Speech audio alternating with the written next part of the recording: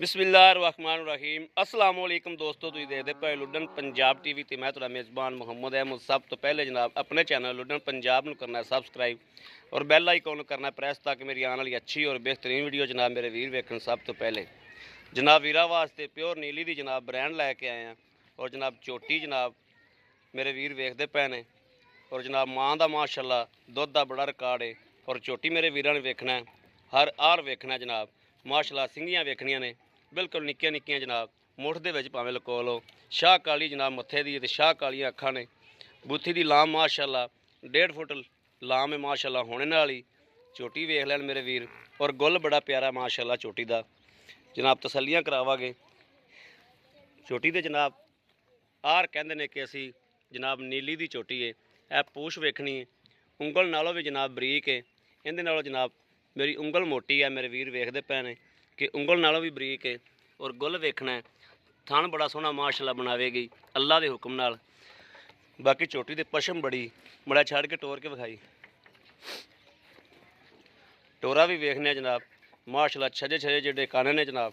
कोल इहदी माँ भी खलोती है।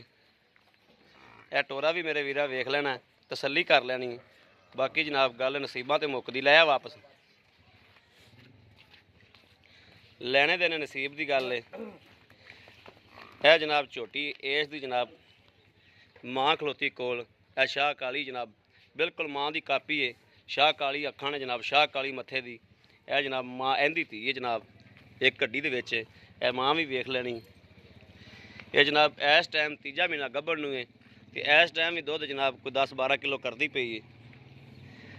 बाकी बिल्कुल माँ तो गई है, एन भोरा भी आ जनाब नहीं कुसी इहदे नालों भी, थोड़ी बोटी भी कुसी होवे माड़ी मोटी भी, सारे आ रही जनाब माँ ते नेंदे जी। आओ भाई जी मड़ा जा।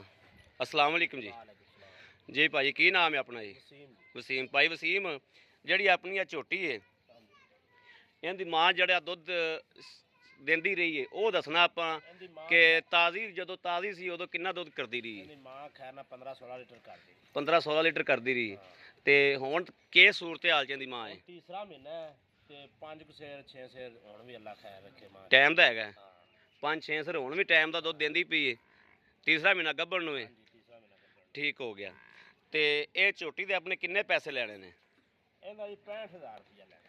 65000 रुपया लेना। 65000 की थोड़ी घनी कमी पेशी हो जाएगी बस पूरी 1500 ਦੀ ਗੱਲ ਹੈ जी। ठीक हो गया, चलान होने लग पे। बाकी जनाब है मेरे वीर वेखते पे ने, ये सारियां जनाब एक दूजे दियां कोई मासी दी धीआं ने, कोई चाची दी धीआं ने। ये सारी एक ही नस्ल खड़ी है। इन्हां दा माशाल्लाह दुधां दा रिकॉर्ड बहुत है, कोई इन्हां चों सैड तो नहीं आई हुई। ये सारियां इक्को कुछ ही ने। बाकी किसी भी वीर भरा ने लैनी होवे राबता कर सकता 0307 00 15 881। ਇਹੋ ਹੀ जनाब साडा WhatsApp नंबर है, ਇਹੋ ही राबता नंबर है। 24 घंटे जनाब जिस टाइम मर्जी मेरे वीर राबता कर सकते हैं। बाकी उम्मीद करा कि साडी अज वाली वीडियो मेरे वीरों पसंद आएगी। पसंद आवे कमेंट लाइक शेयर अपने वीर नूं जरूर करता रहना ताकि तुहाडा वीर तुहाडे वास्ते बाहर फिर के अच्छे तो अच्छा जानवर लैके हाज़र होंदा रहे। बाकी इस वीडियो तो अपने वीर नूं देनी इजाज़त। अल्लाह निगहबान। पाकिस्तान जिंदाबाद।